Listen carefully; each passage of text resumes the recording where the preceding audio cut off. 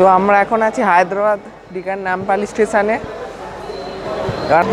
এই হচ্ছে আমাদের কোচ M1।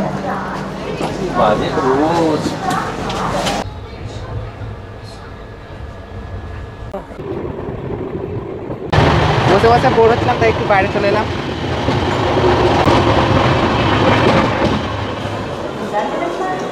তো হ্যালো গাইস, আমরা আজকে হায়দ্রাবাদ থেকে যাব কলকাতা অবধি, মানে শালিমার স্টেশন অবধি। এখন আছি আমরা হায়দ্রাবাদ স্টেশনে।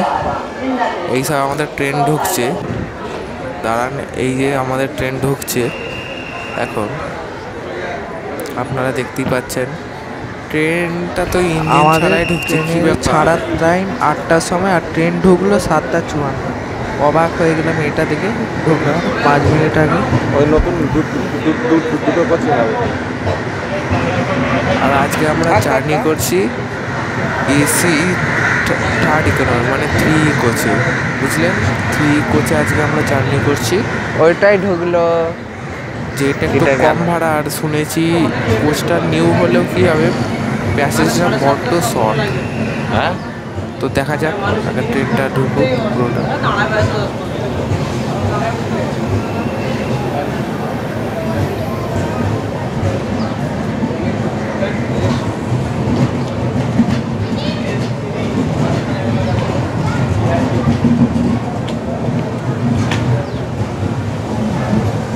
S4, S5,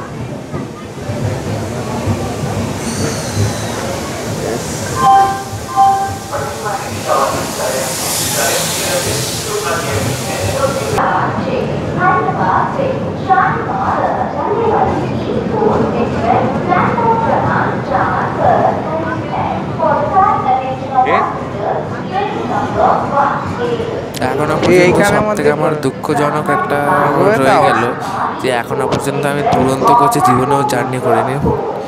রাজধানীর কোচে জার্নি করেছি, হামসাফারেও জার্নি করেছি, কিন্তু দুরন্ততে আজ পর্যন্ত জীবনেও জার্নি করিনি। আমাদের হচ্ছে third AC economy coach M1। Third AC economy কোচে কোনোদিনও জার্নি করিনি, এই প্রথম জার্নি। তো চলুন দেখা যাক। আর আজকে আমরা প্রথম জার্নি করছি থার্ড এসি ইকোনমি কোচে। আমরা এর আগে কখনোই জার্নি করিনি থার্ড এসি ইকোনমি কোচ করে।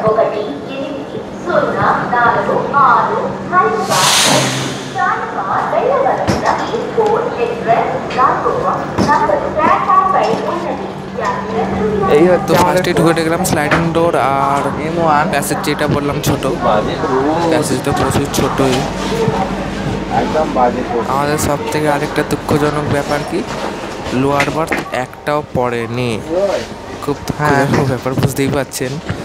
দুটো মিডিল আর একটা বড় কোচ, যদি সাইড আপার বা সাইড লোয়ারও পড়তো ভালো হতো, কিন্তু এমনি লোয়ার পড়লেও ঠিকঠাক ছিল, কিন্তু ভাগ্য খারাপ হলে যা হয় তৎকাল কেটে আসছে। তো আমাদের ট্রেন পুরো 8:20 ছেড়ে দিল। 8:20। ট্রেনটা 20 মিনিটের মতো লেট ছিল। 8টায় ছাড়ার কথা ছিল হায়দ্রাবাদ ডেকান নামপালি থেকে, কিন্তু ট্রেনটা প্রায় 8:20 ছেড়ে দিল। যদি করে নিতে পারে ভালো। ট্রেনটা দেখেছি 8:19 বাজে মতো লেট ছিল।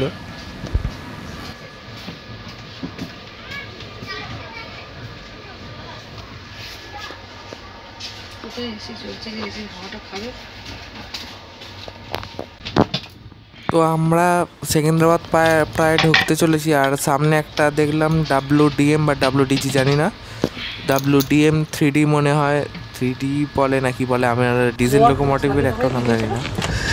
সেকেন্দ্রাবাদ ঢুকে গেলাম।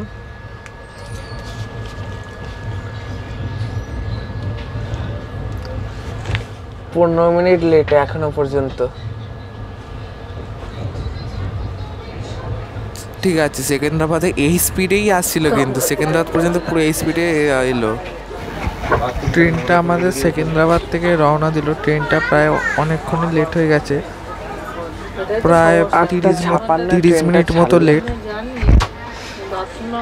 প্রায় মানে ট্রেনটা ওই স্পিডে এসেই 4 মিনিট লেট কভার করে দিয়ে এইখানে এতক্ষণ দাঁড়িয়ে ছিল যে আর এই লেট হয়ে গেছে। তো দেখা যাক বন্ধুরা কতদূর কি লেটটা হয়।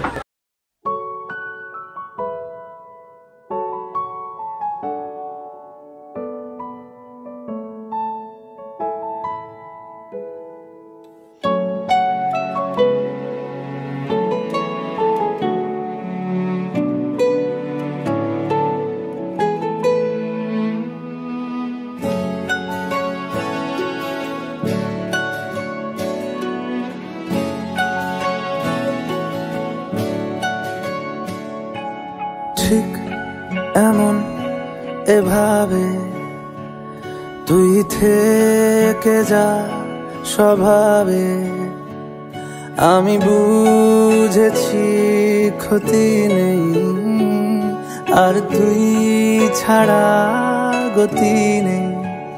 ছুঁয়ে দে আঙুল, ফুটে যাবে ফুল, ভিজে যাবে গা, কথা দেওয়া থাক, গেলে যাবি চোখের বাইরে না। ছুঁয়ে দে আঙুল, ফুটে যাবে ফুল, ভিজে যাবে গা, কথা দেওয়া থাক, গেলে যাবি চোখের বাইরে না।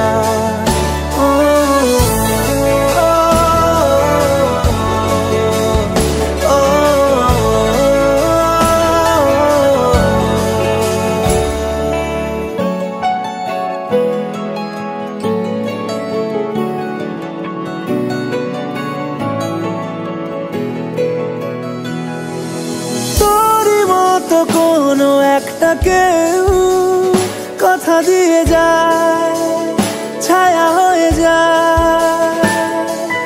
তোরই মতো কোনো একটা ঢেউ ভাসিয়ে আমায় দূরে নিয়ে যায়।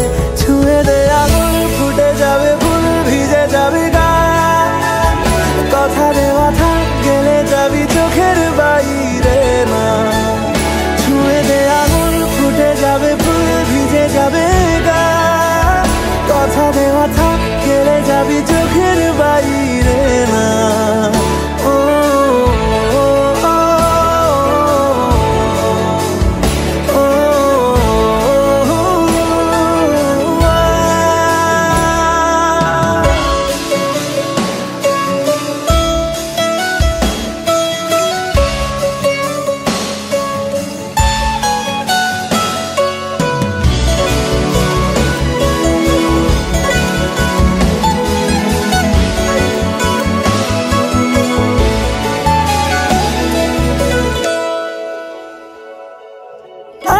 তোকে রাখতে চাইছি খুব, সকালে আমার, বিকেলে আমার, তুই ডাক না দিলে থাকবো আমি চুপ, দিনেতে আমার, দুপুরে আমার। ঠিক এমন এভাবে তুই থেকে যা স্বভাবে। এখন আমি একটু ট্রেনের বাইরে চলে এসেছি।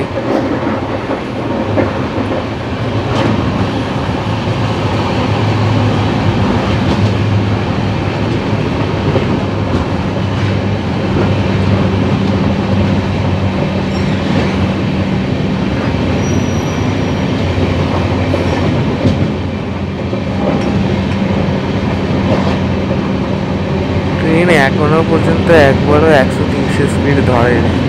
আমি স্পিডোমিটারে প্রচুরবার দেখেছি, গেছে নয় 50-60, যতক্ষণ দেখেছি লাস্ট পর্যন্ত গেছে 80-95 কিলোমিটার পার আওয়ার পর্যন্ত।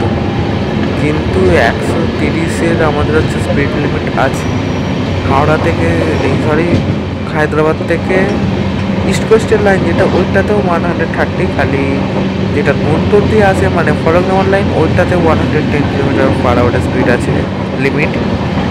তো এইটায় তো 130 হওয়ার কথা।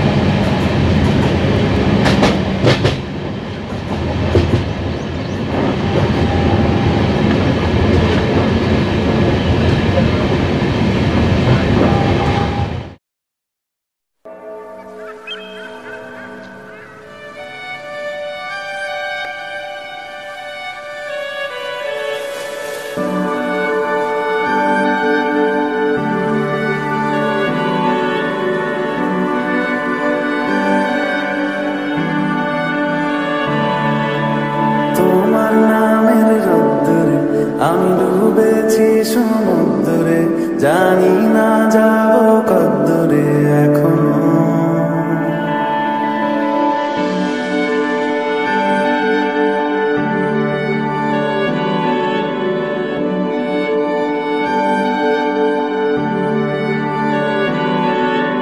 তোমার নামের রোদ্দুরে আমি ডুবেছি সমুদ্রে, জানি না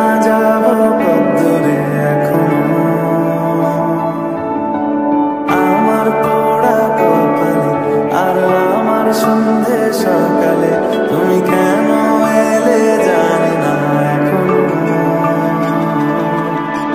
ধুন্দিয়াটে মন পাড়া। রাত্রে কিন্তু মিলটা আমরা আইআরসিটিসি ক্যাটারিং অ্যাপ থেকে অর্ডার করেছিলাম, মিক্স চাও, মিক্স নুডলস সরি। আর এটা হচ্ছে আমাদের লাইট, উপরের লাইট। খাওয়ার সময় যেটা নিয়ে আপার বাড়িতে আমি খাচ্ছি, আপার বাড়িতে আমাদের পড়েছিল, কিন্তু লাইটের সুইচ নেই, ভেতর থেকে আঙুল গলিয়ে গলিয়ে চালাতে হচ্ছে। সুইচটা অফ করতে প্রবলেম হচ্ছে। আর এতে ইউএসবি কেবলেরও অপশান ছিল, এই যে দেখিয়ে দিই, ইউএসবি কেবলের অপশান ছিল। এটা হচ্ছে ল্যাপটপ দেখিয়ে দিলাম।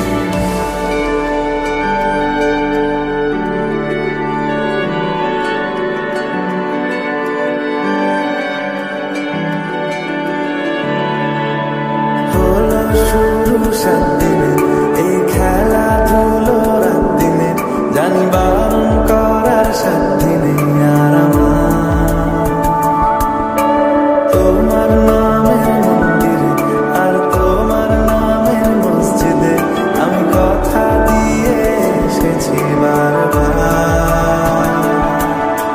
বিন্দু থেকে সিন্ধু হয়ে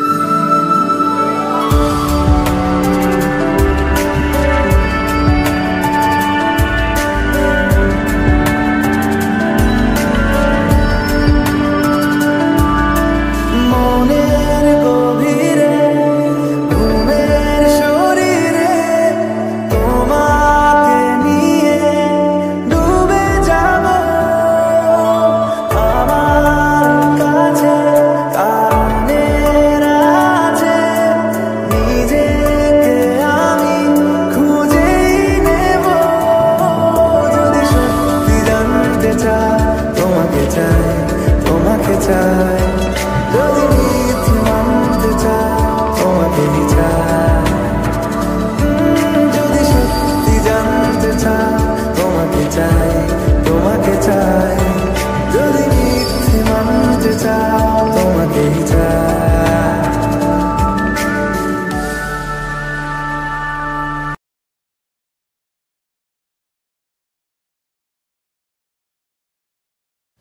হায়দ্রাবাদ যেতে গেলে পাহাড় ছাড়া ট্রেনে আর দেখানোর মতো কিচ্ছুই নেই। মানে পাহাড় ছাড়া কী দেখতে হবে, আর সুন্দর সুন্দর কয়েকটা নদী দেখতে হবে, ব্রিজ দেখতে হবে। পরের বারে যখন যাবো আরও চেষ্টা করব ভালো করে ব্লগ তোলার। এইবারে আসলে রিক্যাপ করছি না মেন ব্যাপার, প্রথম যখন ব্লগ করেছিলাম সেইটারই ভিডিও আপনাদের কাছে তুলে ধরছি, নতুন ভিডিও নয় এটা। পরের বারে যখন যাব নতুন ভিডিও করব, সেইবারে হচ্ছে ভালো করে তুলব। এখন তো ট্রেন 130 কিলোমিটার রানিং করছে। আমি এই দিনটা স্পিডোমিটারে আমার ফোনটা কারণ হচ্ছে ডেড হয়ে গেছিলো, আর মোবাইল চার্জারটা যেই হোটেল থেকে, মানে যেই হোটেলে আমরা ছিলাম হায়দ্রাবাদে, ওইখানে রেখে চলে এসেছিলাম, যার জন্য আমার মোবাইল ডেড হয়ে গেছিলো, স্পিডোমিটার দেখাতে পারিনি। তবু চেষ্টা করব যদি স্পিডোমিটারটা দেখাতে পারি কোনো রকম করে। তো চলুন দেখা যাক।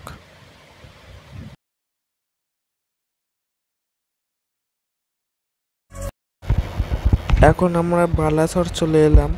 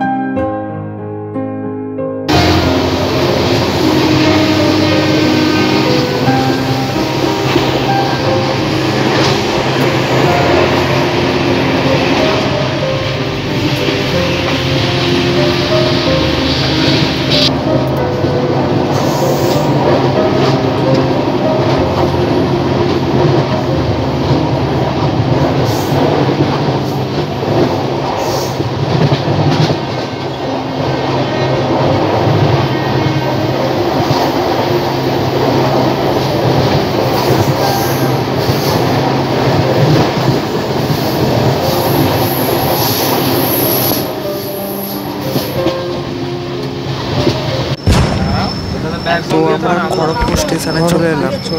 আর এটাই আমাদের ডেস্টিনেশন ছিল আজকের। শালিমার পর্যন্ত আমরা যাব না, আমরা খড়গপুর পর্যন্তই যাব। তো চলুন এবার নামা যাক। ট্রেনটা দাঁড়াক, আমরা কিন্তু নিয়ম মেনেই নামি, ট্রেন দাঁড়ানোর আগে নামি না, ট্রেন চলাকালীন নামি না, এটা বলতে চাইছিলাম। তো আমাদের ট্রেনটা খড়গপুরের টাইম ছিল 11:40, সকালে 2:50, প্রায় 3 ঘন্টা 10 মিনিট মতো লেট ট্রেনটা। আর সব শেষে যেরকম কথোপকথন হয় একবার করেই নিই। তো ট্রেনের ওভারঅল এক্সপিরিয়েন্সের কথা বললে ট্রেনটা প্রচুর বাজে ছিল, প্রচুর বাজে, মানে লেটের দিক থেকে প্রচুর বাজে। যাওয়ার সময়তেও 3.5 ঘন্টা লেট ছিল, আর আসার সময়তেও সেই 2.5-3 ঘন্টা মতো লেট ছিল। তো এই ট্রেন হচ্ছে, আপনারা যদি ট্রাভেল করেন তো থার্ড অপশানেই রাখবেন, ফলকনামায় ট্রাই করবেন। আর লাস্ট কথা, ভিডিওটা ভালো লাগলে লাইক, শেয়ার অ্যান্ড সাবস্ক্রাইব করে দাও। আর নেক্সট ভিডিওর জন্য টাটা, বাই বাই।